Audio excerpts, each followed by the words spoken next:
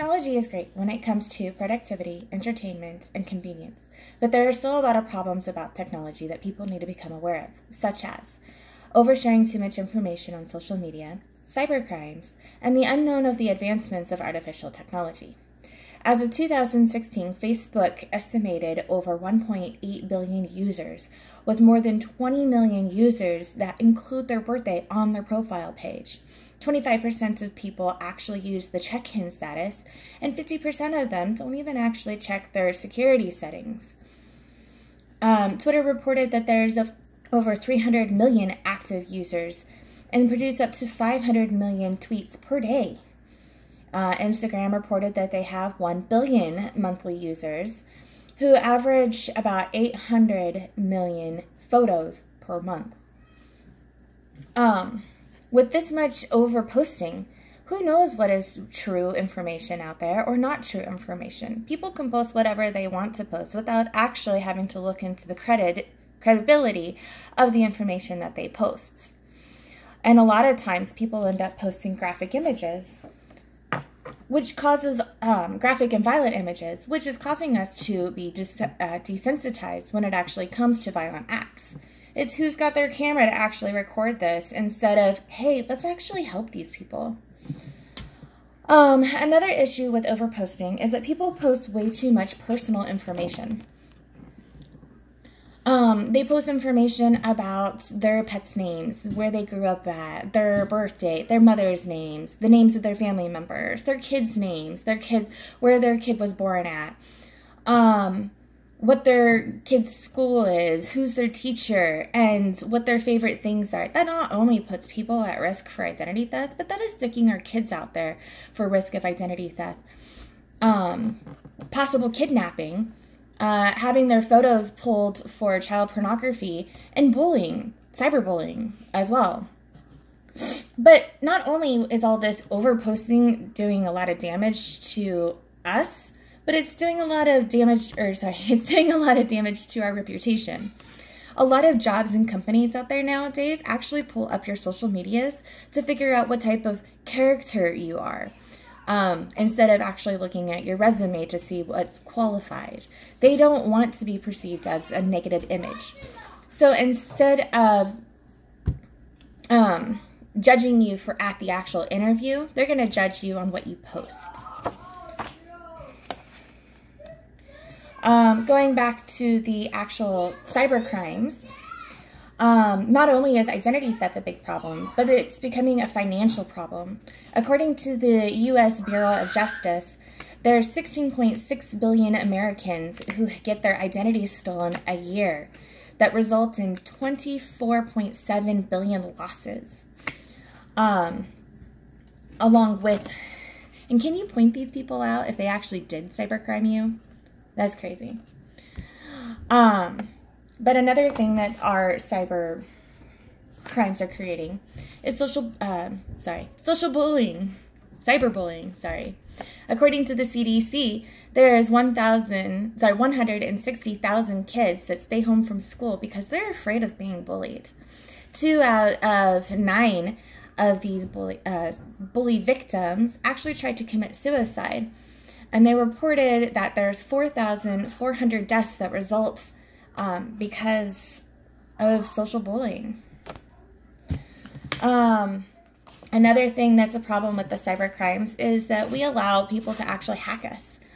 And there's so many different ways that people can hack us. They use viruses and worms and Trojan horses and adware and cyberware and malware. Email bombing, spamming, social media hacking, data dibbling. They also do the whole blending threats and phishing scams. And I hold this one up only because as of February 16, 2016, a hacker actually hacked into a California hospital and pretty much stopped the entire production of this hospital for an entire week until they got a ransom of $3.4 million. And again, going back to the child crimes, we as parents are putting our own kids at risks of being possibly kidnapped or having their photos plastered all over child pornography sites, or even possibly with the trafficking, because we post way too much information about our kids, making it possible for these people to actually come and abduct our kids or plaster their photo all over the place. There's other different types of cybercrimes out there as well, such as white-collar crimes. We have the embezzlement frauds, the investment frauds, the money laundering frauds, the DDoS attacks, the Samila Sillings attacks. I know that sounds really weird, but they're actually, all these things are happening on a daily basis, and we allow it because we post way too much information, making it super easy for all these people to actually attack us. And another thing, what happens when artificial intelligence actually does become super smart and dabbles into all this information that we're posting out there? In 1956, John McCarthy had a group of people to come over to his house to combine complexity theory, autonomic theory, neural net theory, cyber theory, and complex a combination of stimuli, different languages, just to come up with what he wanted to call a thinking machine. But instead, it got called the artificial intelligence. As of today, it's great. I mean, we use this artificial intelligent programming to help us with personal assistance. We use it for helping us make faster and accurate more decisions, to do mundane tasks that people can't actually do, and to explore further than what people can actually go. But it costs a lot of money to create these things. According to CBS News, it cost us $10.7 billion to make 2,029 robots in 2010. It is estimated that we are going to spend $152.7 billion by the year of 2020 in production of all these artificial intelligent robots. It's going to create a lot of job losses. And do we really honestly trust to have the governments or a certain amount of people to only have this much amount of power and not everybody have it? That is a scary thought, considering these robots cannot make good judgment calls. We can program these robots to actually have a goal in mind, but the goal only allows these robots to make a logical decision, not an ethical decision. So if it really came down to choosing environmental safety over human safety, these robots are actually programmed to choose environmental safety over humans, which is what a lot of people fear when it comes to robot-human suppression.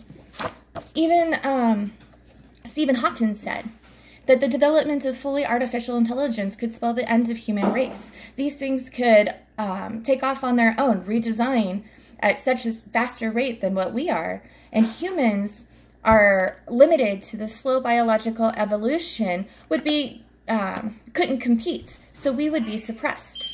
He says that we now have the technology to destroy the planet that we live on, but we have yet to develop the technology to escape it.